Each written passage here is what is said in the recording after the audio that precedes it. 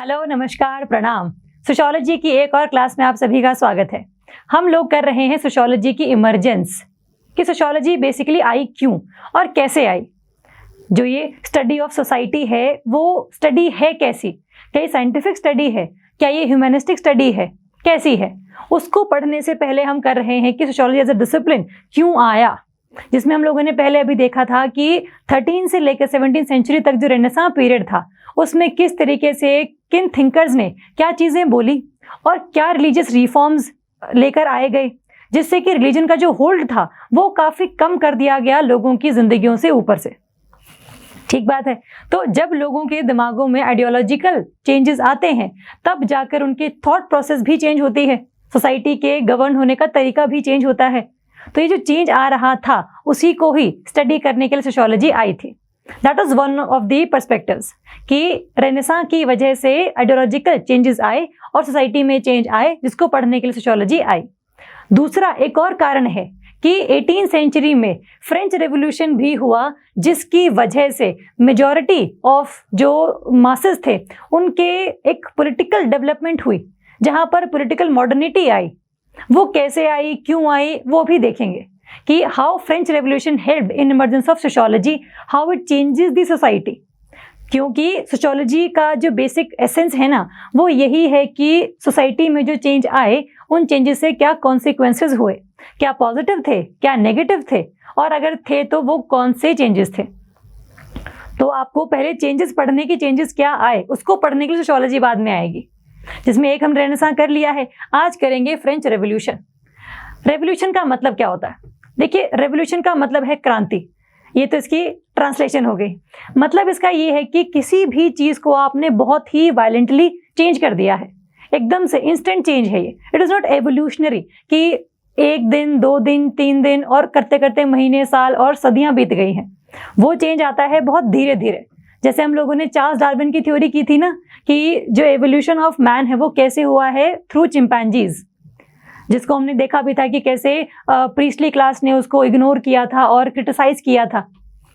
तो वो एवोल्यूशनरी है। रेवोल्यूशनरी होता है जहां पर चीजें एकदम से चेंज होती हैं, इंस्टेंट चेंज आता है। और इंस्टेंट चेंज क्यों आता है वो हम लोग अभी करेंगे। और अगर रेवोल्यूशन है ना, किसी भी रेवोल्यूशन को लाने से पहले सोसाइटी का जो स्ट्रक्चर है वो उसके लिए बिल्कुल सही होना चाहिए।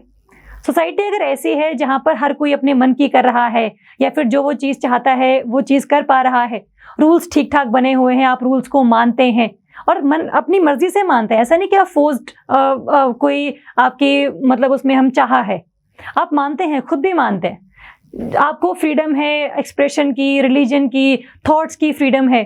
तो ऐसी सोसाइटी जहां पर सभी खुश हैं, क्या वहां पर रेवोल्यूशन आएगा? नहीं आएगा। सोसाइटी ऐसी जहां पर कुछ लोग दुखी हैं, माइनॉरिटी वाले लोग दुखी हैं, वहां पर रेवोल्यूशन आ सकता है।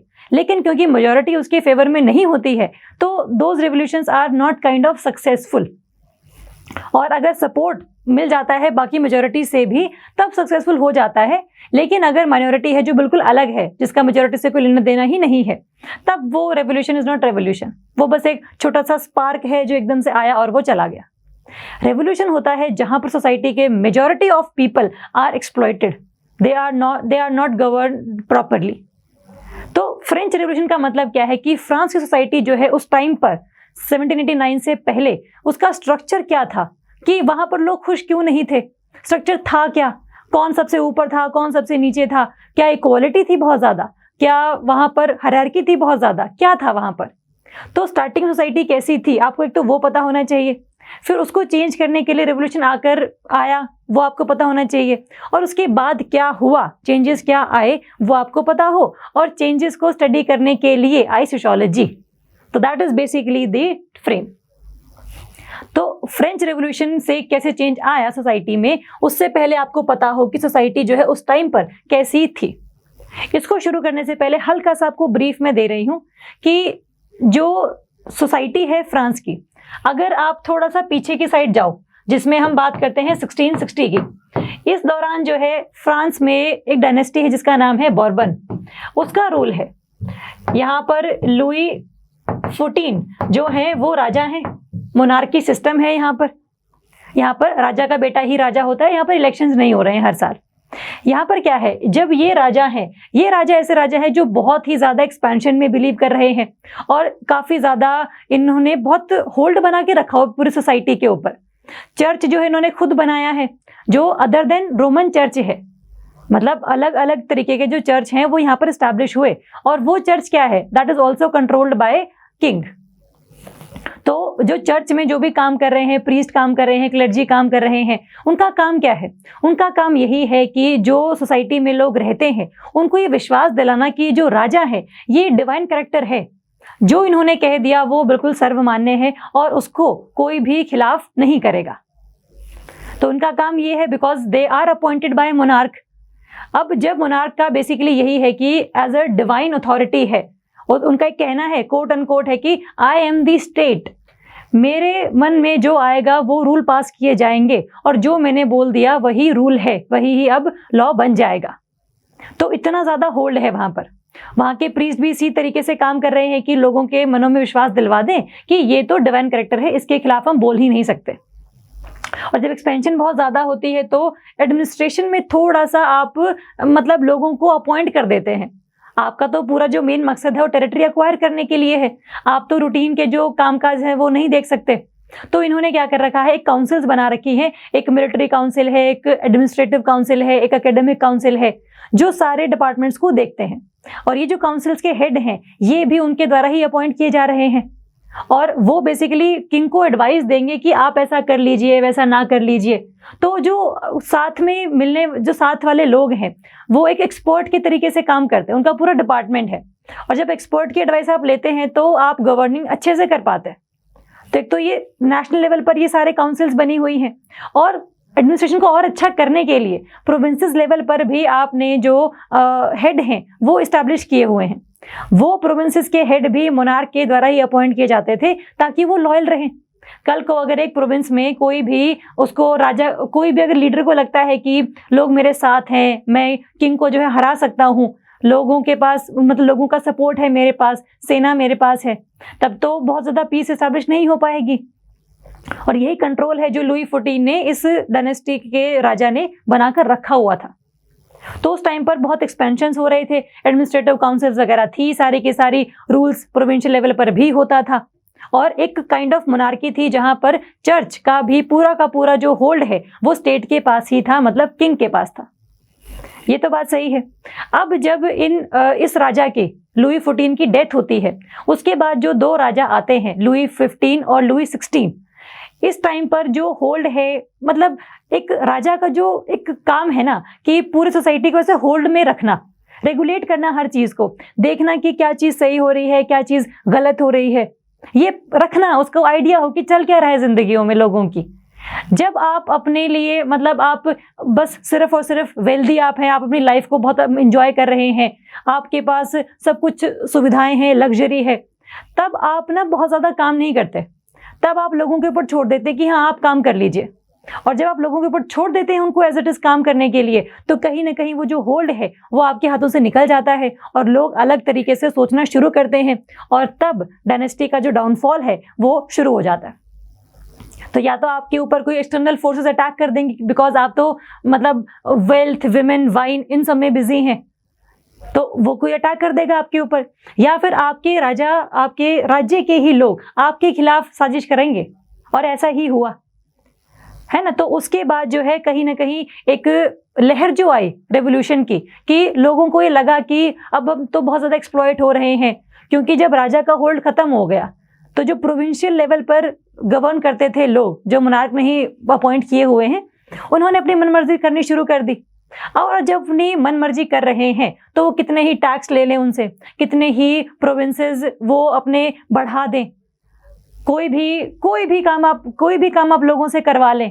तो ये सब जो है एक्सपेक्टेशन बहुत ज्यादा बढ़ गई, जो पहले इतनी नहीं थी, कि राजा ने बोला कि I am the state, but उस स्टेट का काम था कि सही ढंग से लॉज को बनाना। But after the death of Louis 14 ये सब कंटिन्यू नहीं हो पाया। तो इन राजाओं के टाइम पर जो क्राइसिस का एक दौर है वो आना शुरू हुआ, और ऑलरेडी उस स्ट्रक्चर में जहां पर लोग ऑलरेडी बहुत ज्यादा एक्सप्लॉइटेड थे। अगर आप फ्रांस के स्ट्रक्चर को देखो सोसाइटी के, तो आपको नजर आएगा कि ये पूरा का पूरा हायरार्की बेस्ड है। यहाँ पर कोई भी इक्वालिटी नहीं है। यहाँ पर सबसे ऊपर है कौन? मोनार्क, मतलब किंग। उसके नीचे है नोबिलिटी। नोबिलिटी क्या है? ये कुछ ऐसे लोग हैं जो कि किंग्स हैं ऑफ किंग ही, और इनके पास बहुत सारा एडमिनिस्ट्रेटिव पोजीशंस हैं जो कि बहुत ज़्यादा इनके पास मतलब पावर है। और ये 0.5% ऑफ द पॉपुलेशन है जिनके पास बट बहुत सारी लैंड अवेलेबिलिटी है। अगर पूरे देश में अगर ये 0.5% की पॉपुलेशन है तो इनके पास अराउंड 20 to 30% जो है लैंड अवेलेबल है। तो इनके पास पावर है। अगर ये रूल कोई पास करते हैं तो लोगों को मानना होता है, क्योंकि इस टाइम पर तो जो किंग है वो तो बिल्कुल एडमिनिस्ट्रेशन नहीं कर रहे हैं, तो ये जो रूल्स बनाएंगे, ये जो लॉज बनाएंगे वो लोगों को मानने पड़ेंगे। तो एक तो मोनार्क से नीचे है फिर आपकी नोबिलिटी, फिर आता है आपका चर्च जिसमें है प्रीस्ट एंड क्लर्जी। प्रीस्ट जो है वो बेसिकली सारा का सारा होल्ड है अंडर किंग। इनको ये काम दिया हुआ था कि आपने लोगों को बस ये विश्वास दिलाना है कि राजा जो है वो डिवाइन कैरेक्टर का है और आपने उनकी बातें माननी है और कोई भी अपोजिशन आपने नहीं करनी है। इस टाइम पर भी जो प्रीस्ट हैं वो काफ़ी ज़्यादा लोगों को एक्सप्लॉइट कर रहे हैं, क्योंकि चर्च के भी जो रूल्स हैं वो बहुत एक्सप्लॉइटेटिव हैं। यहाँ पर ये बोल दिया गया है कि जो कोई भी लोकल पर्सन है उसको अपनी इनकम का जो 10% पार्ट है वो चर्च को देना है। अब अगर कोई पर्सन कमा ही बहुत कम रहा है तो 10% का जो टैक्स है वो चर्च ने भी ले लिया, वो फिर आगे जो किंग है वो और भी टैक्सेस लगा रहे हैं। तो सभी टैक्स कौन पे कर रहा है? जो कॉमनर्स हैं। कॉमनर्स कौन है? ये एग्रीकल्चरिस्ट हैं, ये आपके स्लेव्स हैं, ये जो छोटे मोटे काम करने वाले वो लोग हैं, जो कि फ्रांस की सोसाइटी का कम से कम 90% भाग हैं। और इनके पास टोटल लैंड कितनी है? 0.5%। तो ये जो इनइक्वालिटी है, जहाँ पर एक कॉमनर्स इतने ज़्यादा हैं जिनको काफ़ी ज़्यादा चीज़ें पे करनी है, इनकम इनकी कम है, और ये चर्च का भी जो होल्ड है वो कि मतलब लोगों के दिमागों में गॉड के प्रति फियर एक क्रिएट करना कि अगर आपने ऐसा नहीं किया तो भगवान आप तो नाराज़ हो जाएगा, अगर आपने किंग की बात नहीं मानी तो आप मतलब भगवान की बात नहीं मान रहे हैं आप। तो ये जो एक दोबारा से एक ऑर्थोडॉक्सी सी थी, इसने भी काफ़ी ज़्यादा स्ट्रक्चर को बहुत ज़्यादा एक रिजिड कर दिया। लोगों को फ्लेक्सिबिलिटी नहीं थी कि वो अपनी इस क्लासेस को चेंज कर सके, because there were no basic opportunities to change your classes into upper classes. तो ये सारी चीज़ें हैं। प्रीस्ट क्लर्जी ये भी अपना जो काम है निभा रहे हैं, और काफ़ी ज़्यादा एक्सप्लॉइटेटिव कैरेक्टर है चर्च का भी। उसके बाद आती है आपकी बुर्जुआ क्लास। बुर्जुआ क्लास है आपकी जो ट्रेडर्स हो गए, इंडस्ट्रियलिस्ट हो गए, जिनके पास थोड़ी सी रिलेटिव मतलब इकोनॉमिक ऑटोनॉमी है, जहाँ पर मतलब ये जो करना चाहते हैं, ट्रेडिंग करना चाहते हैं, मर्चेंट्स हैं या फिर इंडस्ट्रियलिस्ट इंडस्ट्रीज लगाना चाहते हैं तो वो लगा सकते हैं, इनके पास वो ऑटोनॉमी है। तो इस टाइम पर जो है ना, यहाँ पर बुर्जुआ के पास एक पावर है कि इकोनॉमी उनके हाथ में है। इस पूरे स्ट्रक्चर में यहाँ पर जो कॉमनर्स हैं वो नंबर में ज़्यादा भले ही हैं, लेकिन उनके पास ये आइडिया नहीं है, उनके पास ये आइडियोलॉजी नहीं है that we can change the structure. जब तक लोगों को ये नहीं आप फील करवाते कि you can change the structure, तब तक लोग प्रोटेस्ट नहीं करते। इंडिया में जब तक बहुत ज़्यादा कास्ट सिस्टम एग्जिस्ट करता था तब तक कोई प्रोटेस्ट नहीं हुआ। जैसे ही हमने हल्की सी पॉलिटिकल मॉडर्निटी लेकर आई आफ्टर इंडिपेंडेंस, उसके बाद ही जो लोअर कास्ट है उन्होंने अपने हकों को मांगना शुरू किया, बिकॉज उस टाइम पर स्ट्रक्चर ऐसा हो गया कि उनको पता है कि अगर वो प्रोटेस्ट करेंगे तो they will have their rights. तो जब तक लोगों को ये नहीं पता कि दे कैन डू दिस, तब तक वो चीज़ें नहीं करते। तो ideology is very important. Ideology जो है वो कैसे आई? कॉमनर्स को तो नहीं पता थी, बुर्जुआ को पता है कि चल क्या रहा है, ये अपर क्लास है या ये थोड़ा से रिलेटिवली माइंड फ्री है इनका सोचने के लिए। तो बेसिकली फ्रेंच सोसाइटी में बहुत सारे थिंकर्स ऐसे हुए जो अरिस्टोक्रेटिक फैमिली से बिलोंग करते हैं, जो अपर क्लास फैमिली से बिलोंग करते हैं। उन्होंने बुक्स लिखी, उन्होंने लोगों को ये बताया कि जो पूरा स्ट्रक्चर है इसमें कहीं ना कहीं मोनार्च और जो नोबिलिटी है ये आपको एक्सप्लॉइट कर रहे हैं, और जो चर्च है वो भी अपना कोई भी कसर नहीं छोड़ रहा। तो इस टाइम पर जो नए नए थिंकर्स आए वो बिलोंग करते थे अरिस्टोक्रेटिक फैमिलीज और अपर क्लास फैमिलीज से। उनकी थिंकिंग ने कॉमनर्स को ये बताया दैट आप भी प्रोटेस्ट कर सकते हैं और जो स्ट्रक्चर जो बहुत एक्सप्लॉइटेटिव है उसको आप खत्म कर सकते हैं। उन थिंकर्स में हम नाम किनका लेते हैं? हम नाम लेते हैं सबसे पहले वोल्टेयर उस टाइम पर प्रेजेंट थे। अगर हम फ्रेंच रेवोल्यूशन की बात करें तो फ्रेंच रेवोल्यूशन अकर्ड इन 1789, लेकिन रेवोल्यूशन ऐसा भी नहीं होता कि आज आपने लोगों को बोला, लोगों ने कल प्रोटेस्ट कर दिया। हम घर में अपने कंसेंसस नहीं बना पाते कि हमें घर में खाना क्या बनाना है। और आप क्या इमेजिन कर पाओगे कि एक ही दिन में आपने लोगों को भड़काया और लोगों को उनके राइट्स के प्रति जागरूक करवाया और कल ही उन लोगों ने प्रोटेस्ट कर दिया, रेवोल्यूशन लेकर वो आ गए? ऐसा नहीं है, टाइम लगता है चीज़ों में। धीरे धीरे जो कंडीशंस है रेवोल्यूशन की वो पनपती हैं, लोगों को ये लगना शुरू होता है कि हाँ वो कुछ कर सकते हैं। और ये जो फीलिंग है ये सिर्फ कुछ लोगों में नहीं बल्कि बहुत सारे लोगों में जब चली जाएगी तब जाकर रेवोल्यूशन के चांसेस थोड़े से बढ़ेंगे। इसमें वोल्टेयर हो गए, रूसो हो गए, मॉन्टेस्क्यू हो गए, इन सब का रोल बहुत प्रोमिनेंट है। वोल्टेयर ने क्या बोला? वोल्टेयर ने वहां की जितनी भी चर्च और प्रीस्टली क्लास है उसको क्रिटिसाइज किया, गॉड को क्रिटिसाइज नहीं किया, प्रीस्टली क्लास को, चाहे वो फिर कैथोलिक्स हो चाहे फिर वो प्रोटेस्टेंट्स हो, चाहे वो जो कैथोलिक्स हैं जो कि मतलब आउटर वर्ल्डलीनेस ही है उनमें अभी भी, प्रोटेस्टेंट्स जिनको लगता है कि हम लोग यहाँ पर काम करेंगे और इनर वर्ल्डलीनेस दिखाएंगे, इन दोनों को ही उन्होंने क्रिटिसाइज किया कि ये लोग सिर्फ और सिर्फ रिलीजन के नाम पर लोगों को फ्रीली सोचने से रोक रहे हैं। क्योंकि जो एक्चुअल रिलीजन होता है वो लोगों को ह्यूमैनिज्म और कंपैशन सिखाता है, लोगों को फ्रीडम ऑफ थॉट देता है, फ्रीडम ऑफ एक्सप्रेशन देता है। और जो फॉल्स रिलीजन होता है ना वो क्या करता है कि ये रिचुअल्स कर लो, ये राइट्स को निभा लो। तो ये जो रिलीजन है चाहे उसका फॉर्म कोई भी हो, it should not be there. ये जो स्पिरिचुअलिटी है वो अलग है और जो रिलीजन एज एन इंस्टीट्यूशन है वो बिल्कुल अलग है। आपको सिर्फ जो प्रीस्टली क्लास है वो फूल बना रही हैं कि आप अगर ऐसा करेंगे तो ऐसा हो जाएगा। तो उस टाइम पर वोल्टेयर ने जो कंसेप्ट्स दिए वो किसके कंसेप्ट्स दिए? डेमोक्रेसी के। डेमोक्रेसी में क्या है बेसिकली कि आपका जो राजा है वो आपने इलेक्ट नहीं किया। डेमोक्रेसी में आप अपना राजा चुनते हैं, आप अपना लीडर चुनते हैं। एक सोसाइटी इगैलिटेरियन होती है कि जितनी वोट की वैल्यू एक अपर क्लास के पर्सन की है उतनी ही वोट की वैल्यू लोअर क्लास के पर्सन की भी है।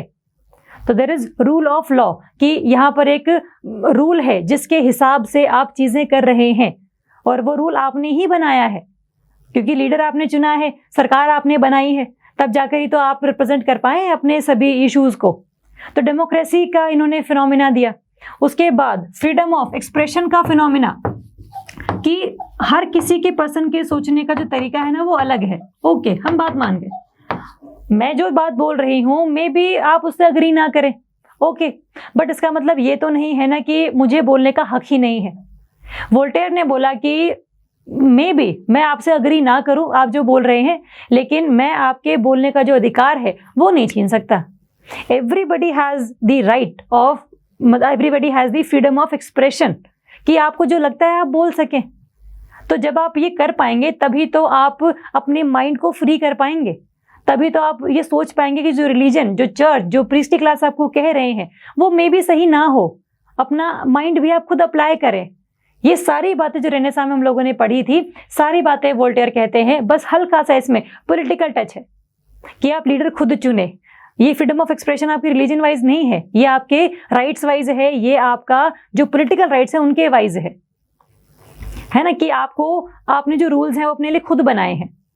तो इनका एक बहुत बड़ा रोल रहा है जिसमें डेमोक्रेटिक और फ्रीडम ऑफ एक्सप्रेशन वाली जो आइडियोलॉजी है वो लोगों के दिमागों में पनपी है। क्योंकि जब तक लोगों को आप नहीं बताएंगे ना कि ऐसा हो सकता है तब तक वो काम नहीं करेंगे। हम लोग मतलब बीइंग मिडिल क्लास कि बीइंग लोअर क्लास, हम लोग अपनी ज़रूरतों को पूरे करने में इतनी ज़्यादा बिजी हैं कि हम और क्या कर सकते हैं हम नहीं सोच पाते। कई बार हमें लगता है कि जो चल रहा है वो ही सही चल रहा है, क्या पता ये भी ना होता। जो भगवान इतना दे रहा है तो उसको रिस्पेक्ट करते हैं और आगे की मतलब कंटिन्यूटी ऐसे ही बनाए रखते हैं, कुछ चेंज करने की हम सोचते नहीं है ज़्यादा। लेकिन जब कोई लीडर आता है हमें बताता है कि ऐसा कर लीजिए या फिर ऐसा नहीं किया तो ऐसा हो जाएगा, तब जो चीज़ें हैं थोड़ा सा चेंज होने के कगार पर आ जाती है। इन वोल्टेयर का बहुत ज़्यादा एक बड़ा रोल रहा है इसमें, जिसमें रिलीजन को क्रिटिसाइज किया गया, जिसमें गॉड को फेवर किया गया कि ट्रू रिलीजन और फॉल्स रिलीजन में अंतर समझिए, डेमोक्रेटिक वैल्यूज लेकर आइए, egalitarian society should be promoted, freedom of expression should be promoted, तब जाकर इस सोसाइटी में हम इक्वालिटी लेकर आ पाएंगे। और जो हायरार्की है जहाँ पर मैक्सिमम जो पीपल है वो एक्सप्लॉइट हो रहे हैं बेसिकली, उनको हम रोक पाएंगे। इसके बाद एक थिंकर आते हैं मॉन्टेस्क्यू, मतलब इनके बाद तो नहीं, हम जस्ट पढ़ रहे हैं, इसी कंटेम्प्रेरी टाइम्स में है ये। मॉन्टेस्क्यू का सबसे बड़ा एक जो रोल है वो ये रहा है, इन्होंने ये बोला अगर आप पावर को सिर्फ कुछ हाथों में कॉन्सेंट्रेट कर देंगे तो जो पर्सन उस पावर को अडॉप्ट किए हुए हैं, दैट विल ही और शी विल बिकम टायरेंट। तानाशाह बन जाएंगे वो, कि अपनी ही मर्जी फिर वो चलाएंगे, कि उनको जो सही लगता है फिर वो करेंगे, लोगों की फिर वो नहीं सुनते, because they have absolute power. Absolute power makes a person tyrant, ये इनके शब्द हैं। इसीलिए पहली बात तो जो पावर है वो कॉन्सेंट्रेट नहीं होनी चाहिए, अलग अलग डिपार्टमेंट्स हों, there should be separation of power. जैसे इंडिया में है ना कि लेजिस्लेटिव का काम क्या है, रूल्स को बनाना, लॉज को बनाना। एग्जीक्यूटिव का काम क्या है, रूल्स को इम्प्लीमेंट करवाना।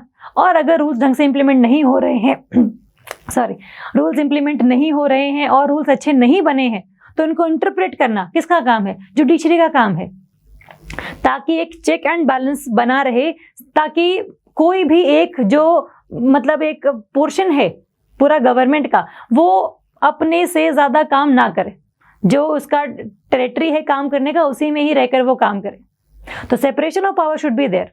सेपरेशन तो कर दी, लेकिन क्या हम ये बोल सकते हैं कि जुडिशरी को पावर बहुत ज्यादा दे दी हम लोगों ने, एग्जीक्यूटिव के पास पावर बहुत कम है, लेजिस्लेटिव के पास पावर बिल्कुल ही नहीं है?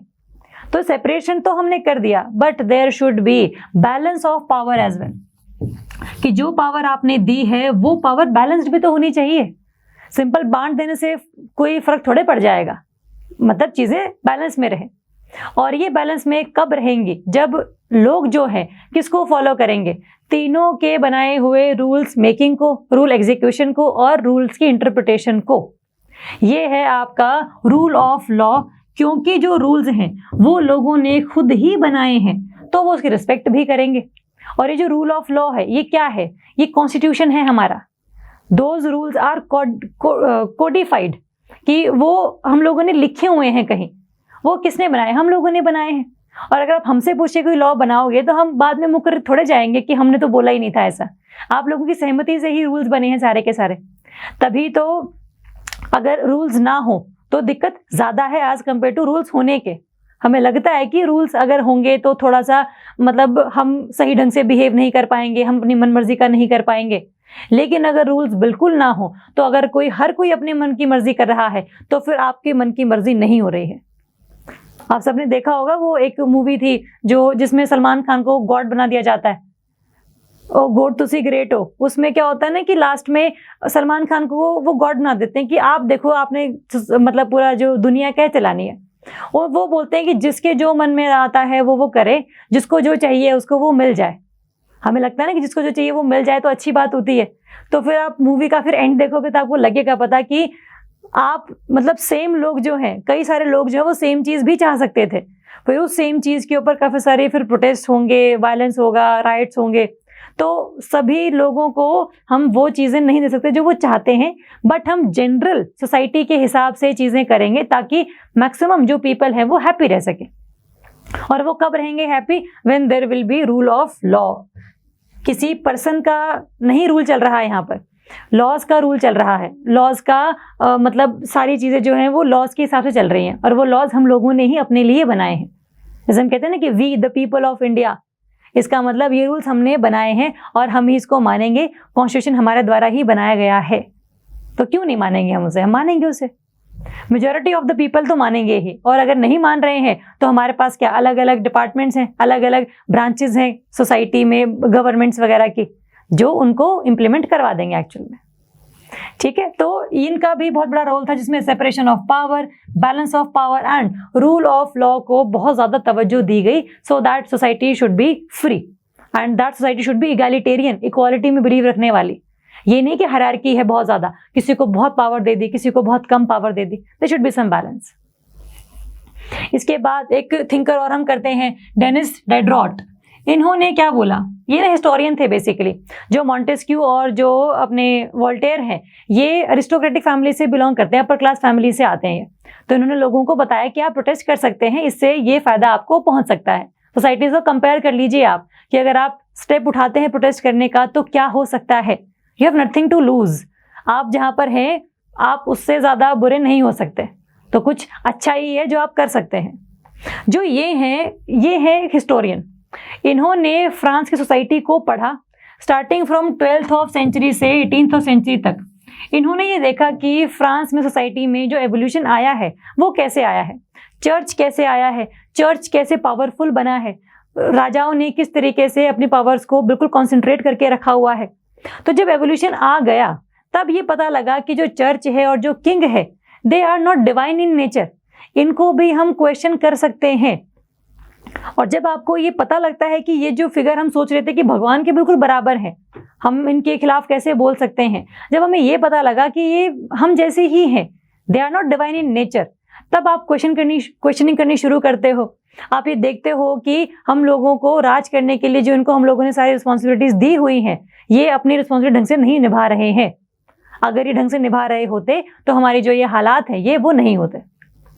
तो यू स्टार्ट क्वेश्चनिंग कि आप कर क्या रहे हैं, आपने क्या ऐसा रूल बनाया है जिससे कि सोसाइटी में एक इक्वालिटी आए, हमें हमारी पोटेंशियल के हिसाब से अपॉर्चुनिटीज मिले, क्या किया है आपने ऐसा। तो जब ये क्वेश्चनिंग शुरू होती है तब जाकर जो है एक स्ट्रक्चर में लोगों के दिमागों में आता है कि हम कुछ कर सकते हैं to change this very basic nature of society और सोशल स्ट्रक्चर।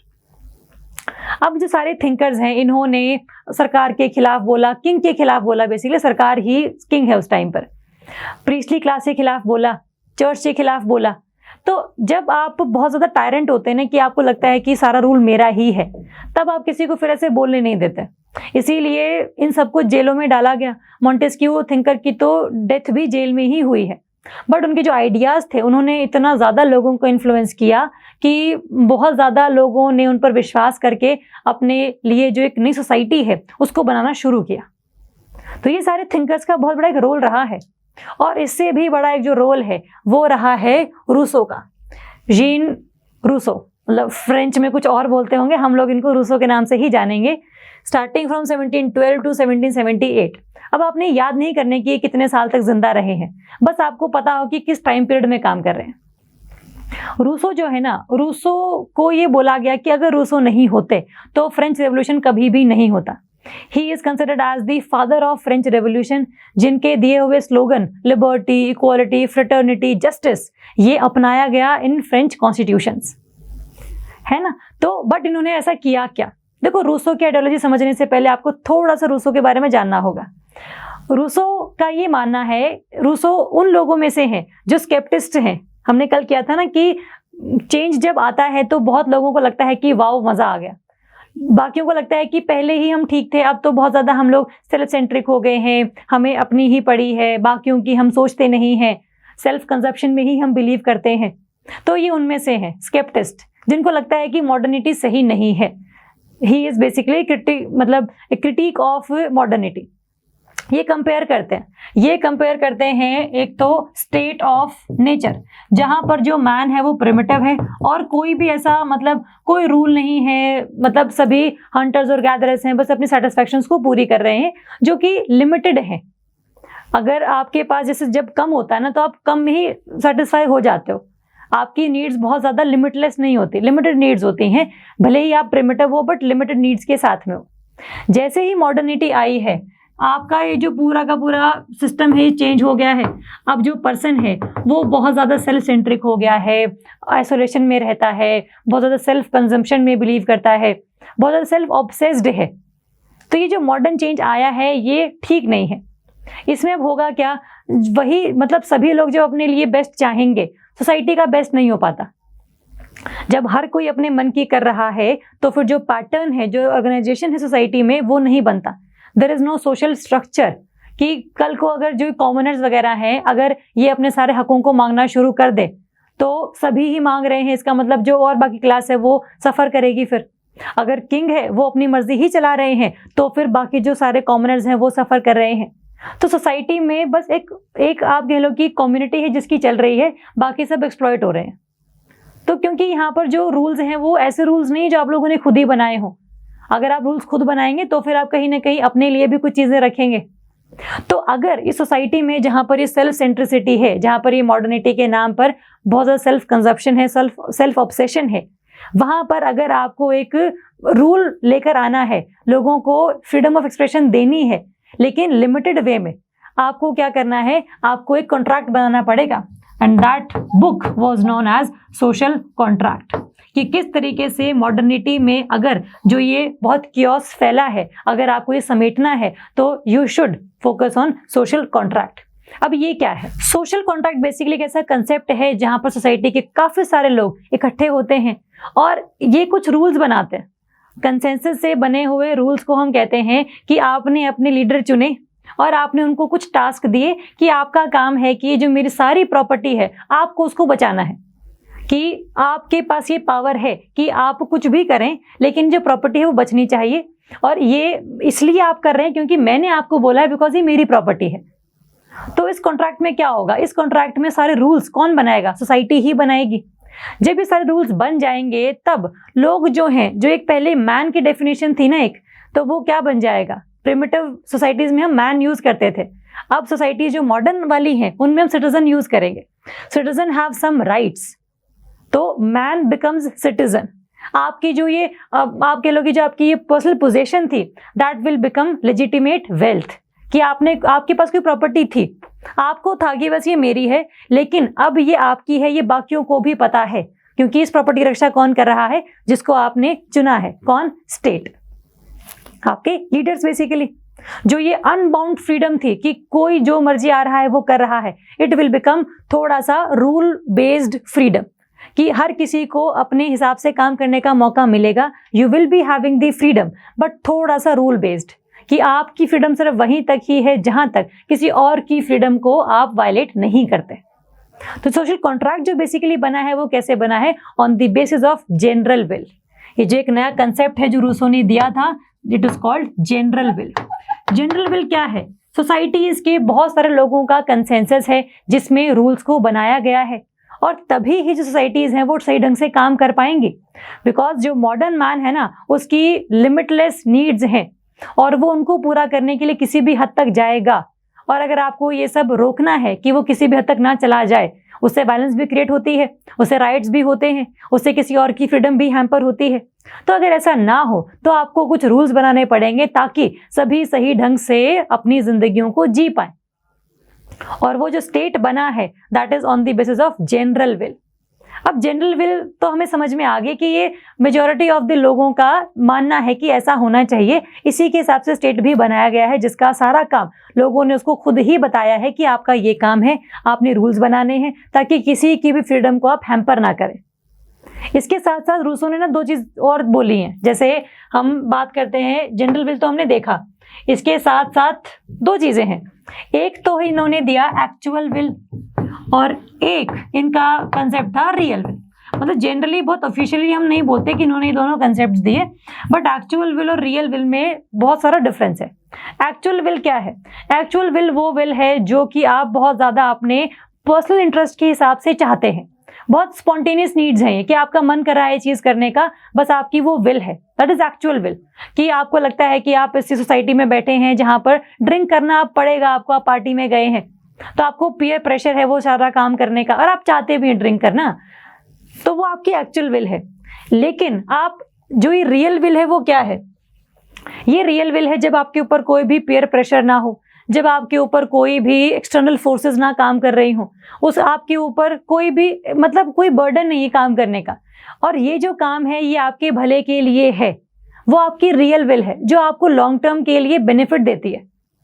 जैसे वही हम एग्जाम्पल देते हैं कि सुबह उठना है, पढ़ना है, एग्जाम नजदीक में है, आपको आपकी बॉडी कह रही है थोड़ी देर और सो जाते हैं 10 मिनट में, और क्या हो जाएगा 10 मिनट में क्या ही पढ़ लेंगे, ये आप सोचते हैं। लेकिन जो रियल विल है वो क्या है? आपका लॉन्ग टर्म इंटरेस्ट, कि अगर आप हर रोज 4 बजे उठ रहे हैं तो हर रोज की 4 बजे की उठने की जो मेहनत है आपको 1 साल बाद 2 साल बाद नजर आएगी।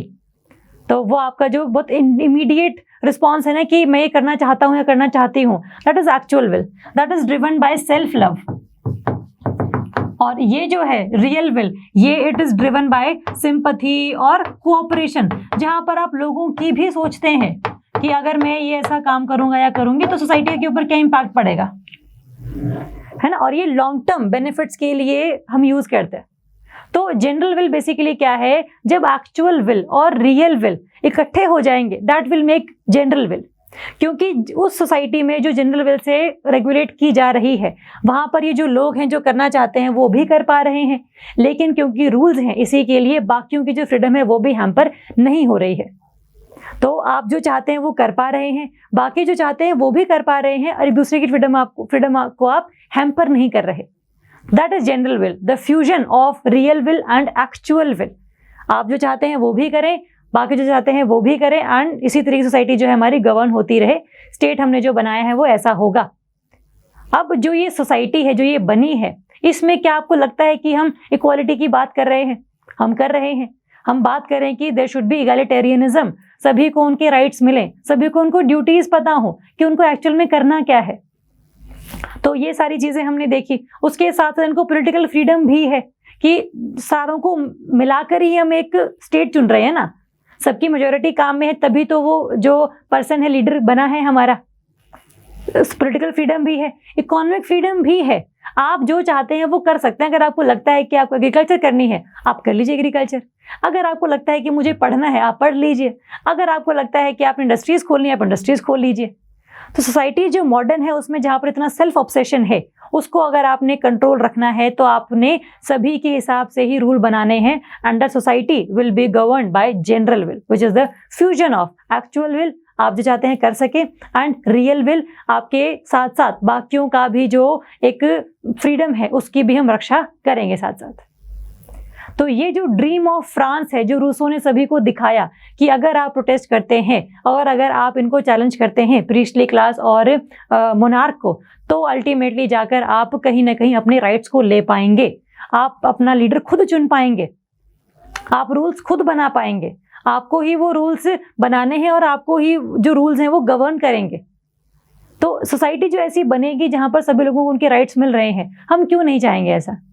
तो इतने सारे थिंकर्स की जद्दोजहद के बाद फ्रेंच रेवोल्यूशन किया गया, जो ये सारे के सारे जो एक हायरार्की थी उसको तोड़ा गया। इसमें लोगों को इगैलिटेरियनिज्म में बिलीव करवाया गया और अल्टीमेटली जो कॉन्स्टिट्यूशन बना वो कॉन्स्टिट्यूशन बेस्ड था लिबर्टी पर, फ्रेटर्निटी पर और इक्वालिटी पर। जो ये स्लोगन दिया था रूसो ने ही। नेपोलियन बोनापार्ट के शब्द हैं ये कि अगर रूसो नहीं होते तो फ्रेंच रेवोल्यूशन होता ही नहीं। That is why he is considered as the father of French revolution, कि उनकी थिंकिंग इतनी ज्यादा डीप गई कि लोगों ने वो जो ड्रीम है वो देखना शुरू कर दिया कि हाई सोसाइटी ऐसी होगी, हमें भी हमारे राइट्स मिलेंगे, हम भी वोट कर पाएंगे, हम भी अपने लिए रूल्स बना पाएंगे। तो ये जो आइडिया है ये लोगों को बहुत ज्यादा ऐसे भावुक कर गया और लोगों ने फिर जो एक आइडिया को शेप दी थ्रू रेवोल्यूशन। और उस रेवोल्यूशन से जो पॉलिटिकल मॉडर्निटी आई, डेमोक्रेसी आई, मोनार्की को खत्म करके, वो डेमोक्रेसी से फिर जो सोसाइटी में चेंज आया, क्योंकि अल्टीमेटली अब आपने स्टेट बनाया है, वो रूल्स बनाएंगे, वो रूल्स कहीं ना कहीं एप्लीकेबल भी होंगे सोसाइटी के ऊपर। सोसाइटी पर जो चेंज आएगा उस चेंज को स्टडी करने के लिए आई थी सोशियोलॉजी, कि जो चीजें बहुत सालों चलती हुई आ रही थी अब वो चेंज हो गई हैं, और जब वो चेंज हुई हैं तो अल्टीमेटली उनका क्या कॉन्सिक्वेंस रहेगा on institutions like family, religion कैसे चेंज हो गया, अब उसका क्या पहले रोल था और अब क्या रोल रह गया है। तो ये सारी जो चीज़ें हैं उसको स्टडी करने के लिए आया आपका सोशियोलॉजी एज अ सब्जेक्ट, जिसमें हम लोगों ने अभी तक आइडियोलॉजिकल मॉडर्निटी के बारे में डिस्कस किया है, हम लोगों ने पॉलिटिकल मॉडर्निटी के बारे में डिस्कस किया है। ये जो इश्यूज है ना, ये बहुत ज़्यादा ना आपने ऐसे डीप में नहीं करने। हम फिलॉसफी या हम PSIR नहीं कर रहे हैं, हम सिर्फ और सिर्फ सोशियोलॉजी कर रहे हैं। हमें सिर्फ ये देखना सोसाइटी कैसे चेंज हुई, उसके चेंज होने में किन किन लोगों का हाथ था, हल्का सा डिटेल में इसलिए कर रहे हैं हम लोग उसे, और अल्टीमेटली जो चेंज हुआ उसको हम स्टडी कैसे करेंगे। तब से हमारा टॉपिक जो है बिल्कुल सही शुरू होगा। अभी बिल्कुल ये बेसिक फाउंडेशन है, एक बार समझ में आ जाए कि करना क्या चाह रहे हैं, तब जाकर वो चीज़ अच्छे से हम लोग कर पाएंगे। तो अभी तक हम लोगों ने सिर्फ रेनेसां और फ्रेंच रेवोल्यूशन इनका रोल देखा है in emergence of sociology, because society में चेंजेस लेकर आए गए थे। नेक्स्ट है आपका इंडस्ट्रियल रेवोल्यूशन। 19th सेंचुरी में जो ये रेवोल्यूशन आया उस सोसाइटी को उसने पूरी तरीके से चेंज कर दिया। वो चेंज कैसे किया, इंडस्ट्रियल रेवोल्यूशन था क्या, उससे पहले सिस्टम कैसा था हमारा, और सोसाइटी में जो चेंज आया क्या वो पॉजिटिव था, क्या वो नेगेटिव था, विमेन पर कैसे इम्पैक्ट पड़ा, चिल्ड्रन पर कैसे इम्पैक्ट पड़ा, सोसाइटी एज अ होल पर क्या इम्पैक्ट पड़ा, ये हम करेंगे नेक्स्ट क्लास में। Thank you so much.